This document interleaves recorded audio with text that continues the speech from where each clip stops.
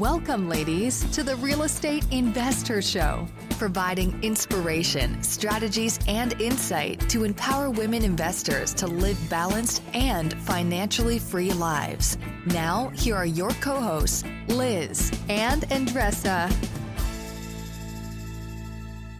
Welcome back, ladies. This is Liz. And this is Andresa. Welcome back to the Real Estate Investor Show, Minisode edition. What do we do on Minisodes, Andresa? Why do we love Minisodes? Listen, we speak super quick, so we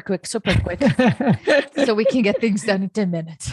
Just a sidebar for all those who have never sped up an audiobook. Do that. It is the funniest thing. My husband was talking. I did it the other day for I think it was 1.5. It was hysterical. I just laughed my butt off because he was like, so anyway. I only listen at 1.5 Oh my God. Well, you're faster than me. You tend to be faster than me. Everybody, if you send me for all of those that send me Voxer messages, Loom, anything, I listen to all of you at 1.5 and you guys sound funny as hell. But for some entertainment. Okay. So we're going to be talking about on today's Minisode, which we do 10 minutes or less.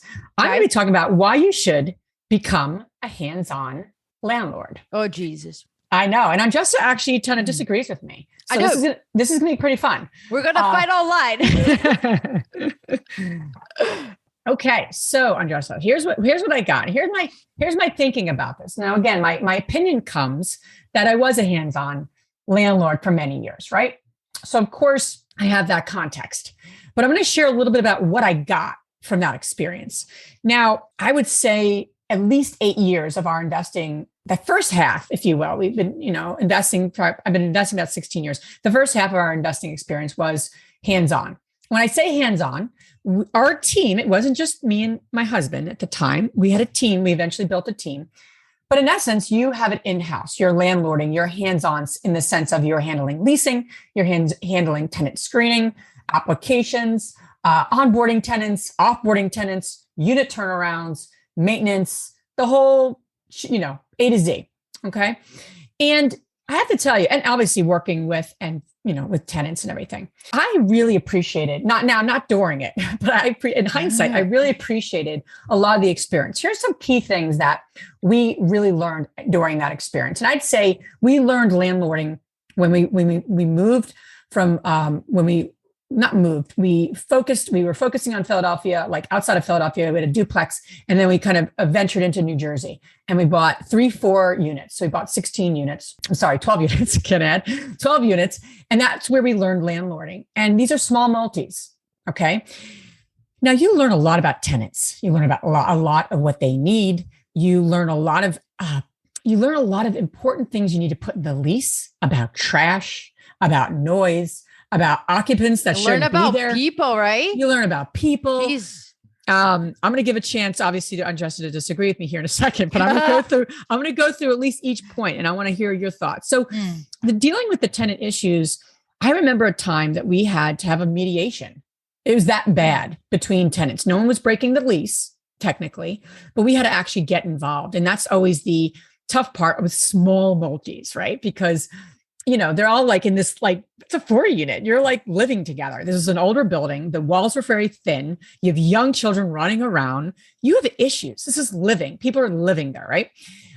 So we had to have a mediation. So we got our skills of how to deal with tenants. Where were we doing too much? Where do we need to do less? And where do they need to just figure it out, right? And where they, at times one time they called the police. And that was the right choice at that time. We can't be the saviors of the whole situation. So we learned a lot about where to stretch, on how much to get involved, and how less to get involved, if you will. So I think there's value to really get a chance to get to know what it is to even deal with tenants. So that's my first thing. I have a few.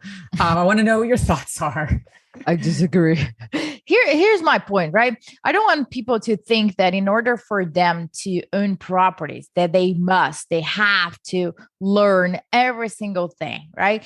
My style, it's more towards, I want to hire somebody that already knows what it is. So I don't pay for my mistakes, because I really suck at that part. And I don't want people to think that they're sucking at something and they need to keep doing it until they get better at it. And I don't think that that's what you were saying there.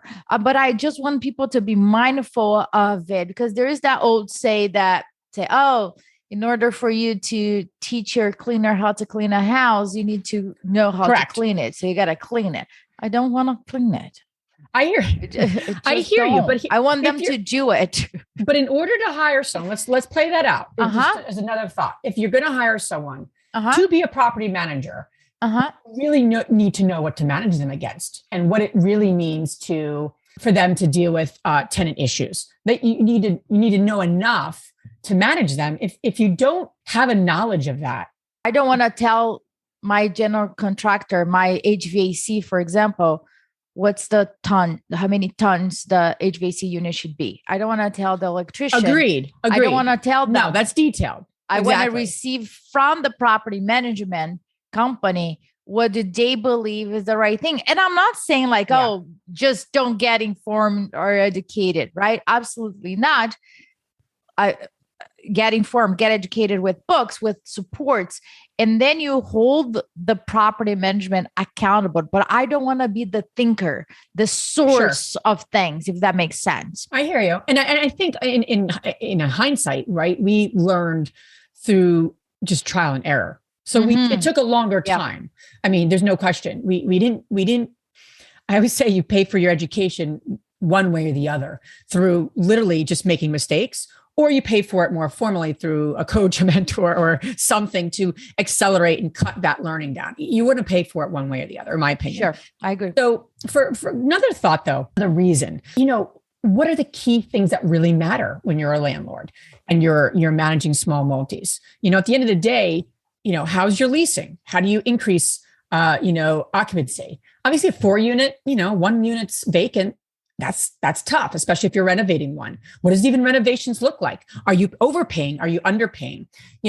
All those pieces of the puzzle really matter. What things you can do to turn around a unit quickly that are durable. Tenants beat up properties. We know that, right? People live wherever you live, it's wear and tear. What's wear and tear? What's on them to pay? What's on you to pay? I can tell you, we at first were just putting in so many rugs of our units. And we're like, what are we doing? This costs a lot to literally change. And we had a tenant was there for a year. We had to replace the damn carpets. That's costly, right? That's very costly to keep doing, especially if you're doing it on 4 units. So where do you need to spend your money? What's the budget? That whole, business plan in essence. Now, as we're in larger multi, the business plan just accelerated if you're doing 200, 300 units, but there's a business plan with a 4 unit. And I think when you're hands-on, you are getting that sense and you're getting really clear on the different ways that you can increase your income or reduce expenses. And yes, you could probably say you could do that if you have a property manager. So I would, on the contrary, I think it's a little different though, when your team is it, because there's nowhere else to look and you have to figure it out. Again, might take a longer road. It may not be for everyone, but I feel like we're better multifamily syndicators because we are hands-on landlords. I will say that, because a lot of people who come to the business, especially in large multi, they don't know real estate. They were never a landlord. And you could tell as they speak, you could tell as they make decisions. I don't know what it is, but I think there's a piece there. I don't know what you would disagree. I'm sure you're going to say you might disagree.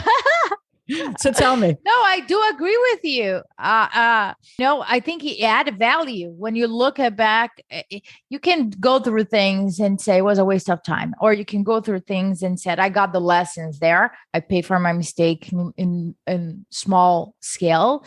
And therefore I got the lesson. I'm not making the mistake in a larger scale. So we agree on that point. All right, we agree on that. Good stuff. Yeah. And regardless if you're hands-on or not, the power of building systems, the power of building a team is incredibly important. And by the time we stopped doing property management hands-on, we had a 5-person team. We had a maintenance tech. We had a person who was doing tenant relations, which I was doing. I trained him. We had somebody doing all of our accounting and bookkeeping. We had a leasing agent. I was doing a lot of the leasing early on. actually like that. But I like connecting with people. And then I was too nice usually. I know. Me and Matt were like, we let everyone become tenants. So we're like, hold on.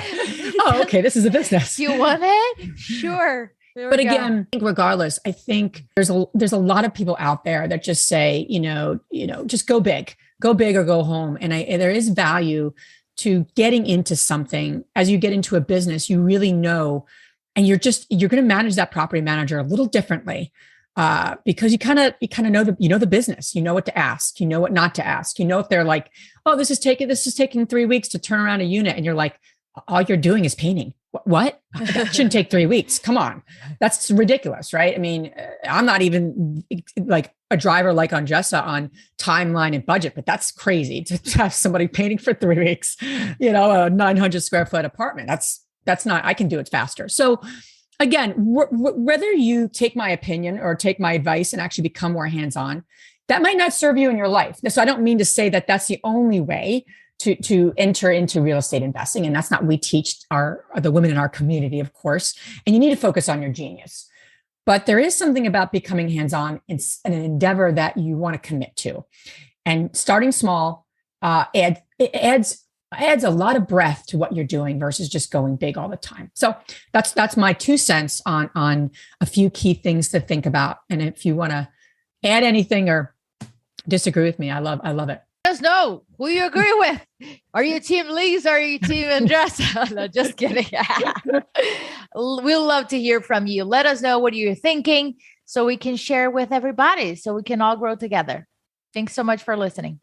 If you enjoyed this podcast and want to receive updates on our next interviews, go to our website, therealestateinvestor.com.